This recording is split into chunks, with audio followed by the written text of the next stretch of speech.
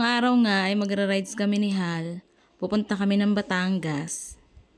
At samahan nyo kami dun mga ka-vlogag.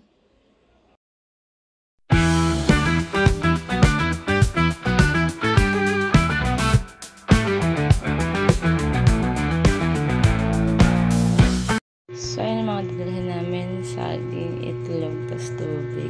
So napansin yung eyeliner ko. Saan ka, magbabiyahe kami ng eto lang ang dala namin pera. So ayun mga kablagag, samahan nyo nga kami sa aming pag-solo travel ni Hal. Papunta nga pong Monte Maria. Opo, nag-solo travel po kami ngayon. Dalawa ni Hal papuntang Monte Maria. At first time po namin magta-travel ng malayo at ng dalawa lang kami. At sa totoo lang, ito talaga ang gusto ko at ito ang mga trip. At ito ang first ride namin na napakalayo. Itong rides namin papuntang Monte Maria ay inabot nga kami ng 3 hours. Pero tuloy-tuloy ang biyahe namin. At buti na lang talaga ay nakikisama dyan ang motor namin. At dito nga nakarating na nga kami ng Tagaytay. Nag-stop over muna kami dito kasi nga nagji-jingle na ang person. Nag-CR na nga rin po muna ako dyan dahil malayo-layo pa nga po ang aming babiyahe. Nandito pa nga lang po kami sa Tagaytay. At ganito nga ang ginagawa ko kapag ka ako naboboring sa biyahe namin ay kumakain ako ng chips. At ang ginagawa ko ay sinusubuan ko rin siya para hindi lang ako ang ngumunguya. At talagang gawain ko yan ang kumain ng chips habang nagbabiyahe kami. At dito nga ay nakarating na kami sa Nasugbu, Batangas. Pero hindi dyan ang punta namin. Dito nga po kami ay kumaliwa. At habang binabaybay namin ang kalsadang yan, dito ay makikita nyo rin ang napakagandang view ng Fantasy World. Napakasayang neto. Dito nga ay dinerecho lang muna namin. Mamaya babalikan namin yan. Dahil kailangan muna namin marating ang Monte Maria dahil napakalayo po neto. 3 hours ang babiyahiin namin. Syempre magbabalikan lang po kami kaya kailangan namin makarating dito. At nga pala po ay maaga nga po pala kami nagbiyahe. 7 AM nga po pala kami nagbiyahe at nakarating po ata kami ng Monte Maria ay mag-11 na po. At ito nga po ay may mga dadaanan nga po kayo na malalaking tangke. Ibig sabihin malapit na po kayo sa Monte Maria kapag nadaanan nyo na yung mga ganyang malalaking tangke. At kapag nadaanan nyo yan guys, ibig sabihin medyo malapit na tayo sa Monte Maria. Sobrang daming tangke ang makikita nyo dyan mga ka-vlogag pag papunta kayo ng Monte Maria. Nakaka-amaze kasi ang ganda niyang tingnan tapos ang lapit niya na sa dagat. Tapos dito ang nakakatuwa kasi bago kayo makarating ng Monte Maria ay may pipitik sa inyo, may magpipicture po sa inyo dyan. Kaso nga lang po dito ay hindi nga namin nakuha yung picture kasi nga hindi namin siya nalapitan dahil nagdire-diretso kami papunta doon sa Monte Maria. Tikan pa nga kaming dumiretso dahil hindi ko napansin doon sa Google Map dahil ako ang humahawak. Tapos ito ay umikot nga kami at bumalik kami at ito nakita na namin ang papasok papuntang Monte Maria. At dito nga po pala ay may sasalubong sa inyong guard at ituturo niya kung saan nga po kayo magpa-park. At habang paakyat pa lang kayo ay makikita nyo nga dito ay ang ganda na ng view. Eto siya mga ka-vlogag, papakita ko sa inyo ang view.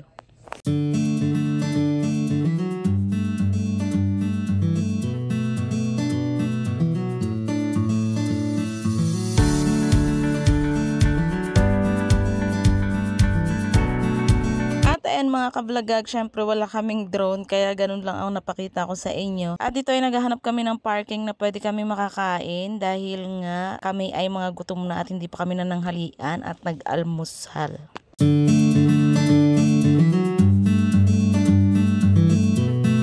Kumakain kami.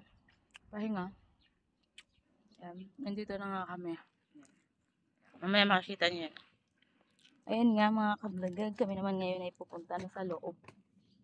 Yan, nakita niyo yan, ayan.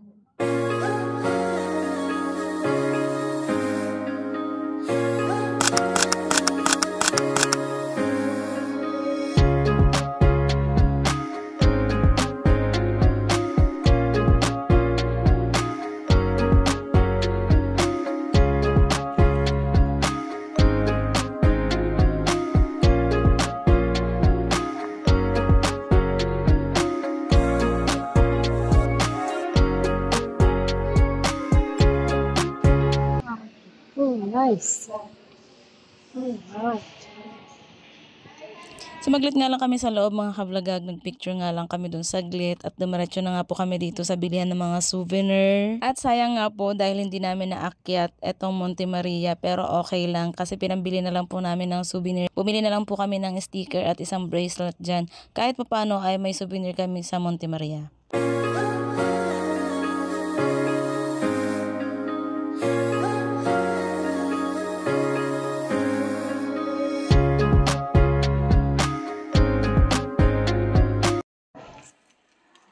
Ayan, si CR mo kami. Huwag mo nang bubukas ng hindi naman siya. Ang bubukas.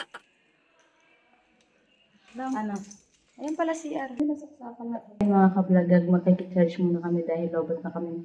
Wala kaming gagamiting map pag umuwi kami. Papuntang Cavite, manghuhula lang kami. Anong Cavite? Dasma pa. Tapos hindi pala gumagana. Nagalan. 1 hour later. Mga kablagag, update lang. Dito pa rin kami. Yan. Cellphone ko pa lang ang napo-full charge. Kaya nakapag-video na tayo ulit. Tamang hintay pa kami. Malamanan pa yung kanyang cellphone. Paano mo nga nasabi? Kailangan natin na Google Map. Oh, wait. Dahil nervyosa ang driver nyo. Fair talks pala to. Nahirapan ka bang mag-drive? Oh. Kasi pag ganun patangay. Eh, mahina ako sa change gear. Sabayin mo nga yung mga tumutunog na yan. Ayun, tigilan na nila yan. Ako? Ako ang tatanungin. Sobrang nahihirapan akong umangkas. Kasi nga, nakakapagod mag-angkas. Hinaantok. Umangkas. Hindi naman nakakapagod. Hindi naman mahirap umangkas. Kaya lang nakakaantok siya. Nakakaantok. Na parang gusto mong palitan na lang yung driver. Parang gusto mo ikaw na lang ang mag-drive. Ganun. At dito nga ay hindi na namin hinintay na mapuno pa ang battery ng cellphone ni Hal at binalak na po namin bumalik ulit dahil para po hindi kami gabihin dahil 3 hours pa po ang aming babiyahiin. At tingnan niyo mga ka-vlogag, napakaganda ng langit. Ganda o, kita niyo ba yan guys?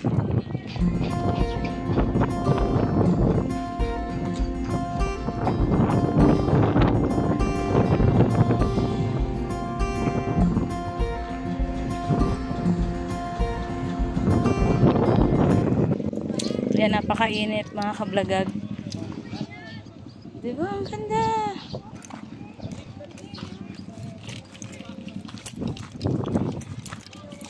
At dito nga po ay nagre-ready na nga rin po kami dahil 3 oras pa po ang aming babiyahin papunta ng Dasma. Bali 2 oras nga lang po kami nag-stay dito sa Monte Maria. Kahit konting oras lang, sulit pa rin. Nakalimutan ko rin.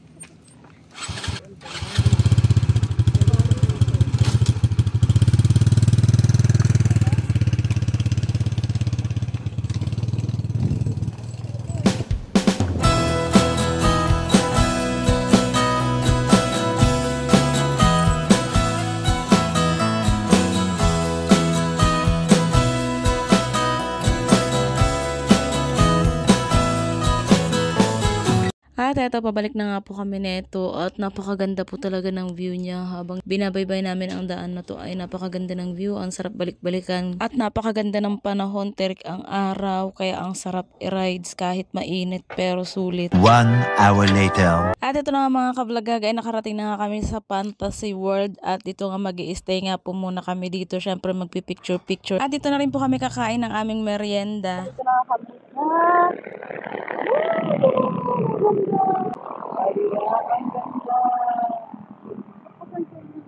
Naghahanap kami ng pepestahan namin para maglapang. Doon na lang siguro.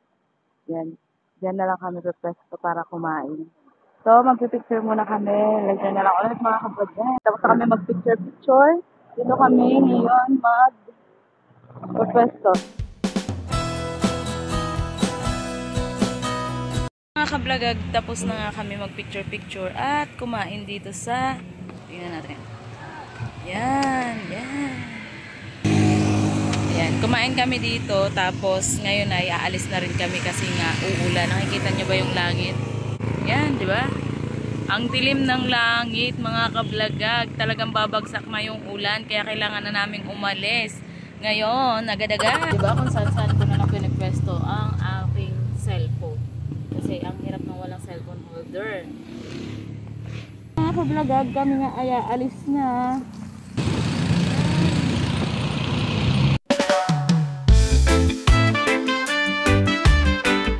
One hour later. So kablagag, inabot kami ng malakas na ulan. Ayan, inulan kami mga kablagag. Dito muna kami nagpatila.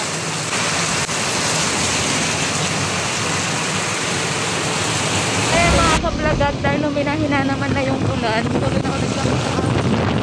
At buti na lang mga kablagag ay huminto na rin yung ulan at syempre mabilis ang biyahe natin at nakarating na nga po tayo ng Dasma. At malapit na nga rin po tayo sa aming bahay at ay nakarating na nga po kami. Hanggang dito na lang muna mga kablagag. Samahan niyo po kami ulit sa aming episode 2 ng aming travel vlog mga kablagag. Please like and subscribe to my channel mga kablagag. Thank you for watching!